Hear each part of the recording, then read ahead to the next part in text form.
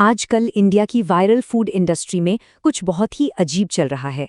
एक ऐसा ट्रेंड जिसे समझना थोड़ा मुश्किल है, लेकिन आज हम इसी के पीछे का कड़वा सच जानने की कोशिश करेंगे।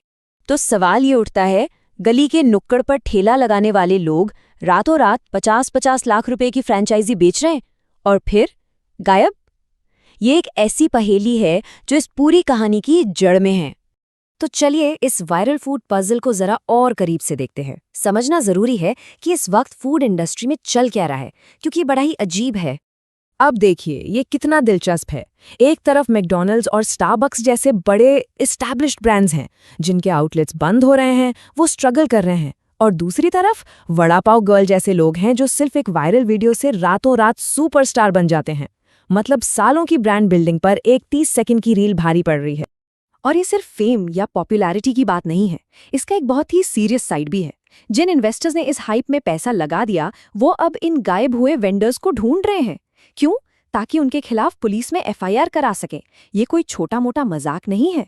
तो इससे एक बात तो साफ हो जाती है, आज का बाजार स्किल नहीं, स्पेक्टिकल खरीद रहा है। मतलब हुनर नहीं, तमाशा बिकता है। पूरा का पूरा बिजनेस मॉडल खाने की क्वालिटी पर नहीं, बल्कि परफॉर्मेंस पर टिका है। और ये तमाशा शब्द यहाँ बहुत जरूरी है। इसका मतलब है एक ग्रैंड शो, एक स्पेक्टिकल। इस कॉन्टेक्स्ट में परफॉर्मेंस और एंटरटेनमेंट ने फूड क्वालिटी और स्किल को पूरी तरह से रिप्लेस कर दिया है। लोग अब खाना खाने नहीं बल्कि एक शो देखने आते हैं। और इस तमाशे के नए सुपरस्टार्स कौन हैं?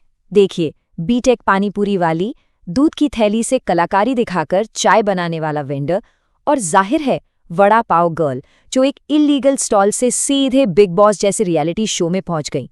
मतलब ऐसा लगता है कि हमने असल कलाकारों की जगह सुपरस्टार क्लाउन्स को चुन लिया है। और यही इस पूरे खेल का सच है। जैसा कि सोर्स में कहा गया है, they are selling you entertainment, not test. Their real goal is to sell a 40-50 lakh franchise and disappear। मतलब वो आपको स्वाद नहीं, एंटरटेनमेंट बेच रहे हैं। उनका असली मकसद तो 40-50 लाख की फ्रेंचाइज बेचकर निकल लेना है। सारा खेल इसी एक लाइन में। तो अब सवाल ये है कि इस तमाशे को हवा कौन दे रहा है?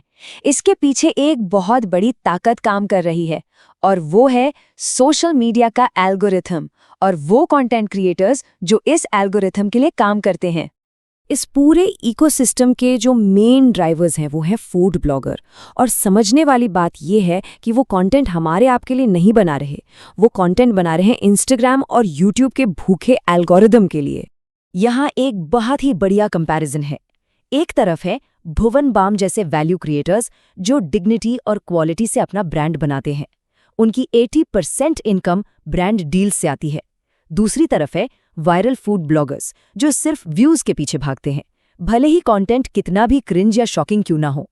क्योंकि उन्हें फूड ब्रांड से ज्यादा पैसा नहीं मिलता, तो उनकी जवाबदेही किसी ब्रांड के प्रति नहीं, सिर्फ एल्गोरिदम के प्रति होती है।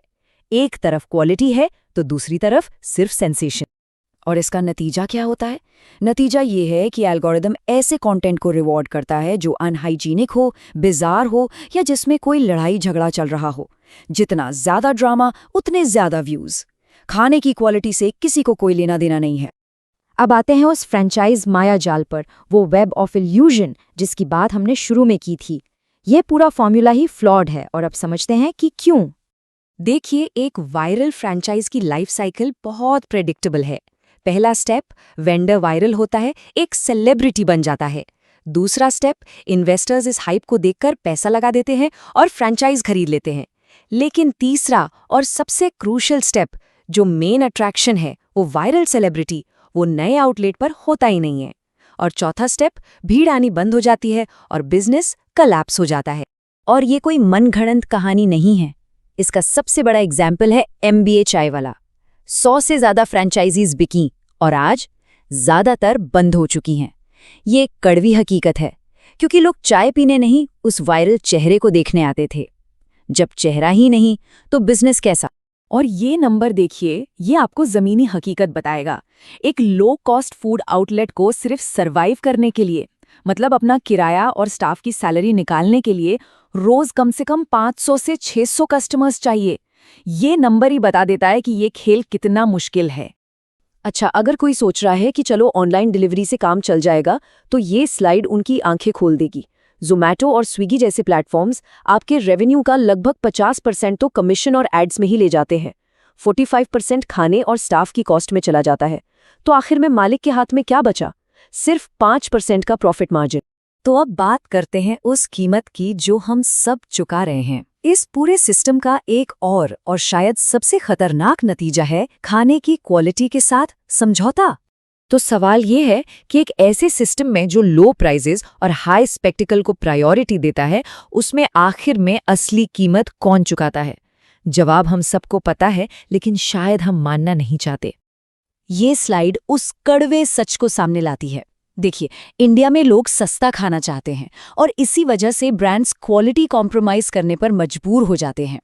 हमें लगता है कि हम पनीर खा रहे हैं, लेकिन असल में वो एनालॉग पनीर या कहें तो नकली पनीर हो सकता है। चॉकलेट के नाम पर कोको नहीं, पाम ऑयल और ढेर सारी चीनी खिलाई जा रही है। हम सब एक धोखे के साइकिल में फंसे हुए। तो हम अपने एनालिसिस के आखिर में पहुंच चुके हैं। अब सवाल ये नहीं है कि खाना अच्छा है या बुरा, सवाल ये है कि जो परोसा जा रहा है वो खाना है भी या सिर्फ एक तमाशा। ये एक ऐसा विशियस साइकिल है जिसमें कंज्यूमर, ब्रांड्स और असली स्किल सब पिस रहे हैं। कंज्यूमर को सस्ता खाना चाहिए तो ब्रांड्स उसे देने के लिए क्वालिटी से समझौता करते हैं, और इस पूरे तमाशे के बीच असली खाना और हुनर कहीं खो गया है। तो हम इसी सवाल के साथ इस चर्चा को खत्म करते हैं, खाना या सिर्फ तमाशा? क्योंकि जब इन दोनों के बीच की लाइन ब्लर हो जाती है तो कीमत हमेशा कंज्यूमर को ही चुकानी पड़ती है। अगली बार जब कोई वायरल फूड वीडियो देखें तो एक पल रुककर जरूर सोचेगा कि जो स्क्रीन पर दिख रहा है वो खाना है या सिर्फ एक तमाशा। ऐसा कंटेंट रोज चाहिए तो लाइक करो, सब्सक्राइब का बटन दबाओ और शेयर करना मत भूलना।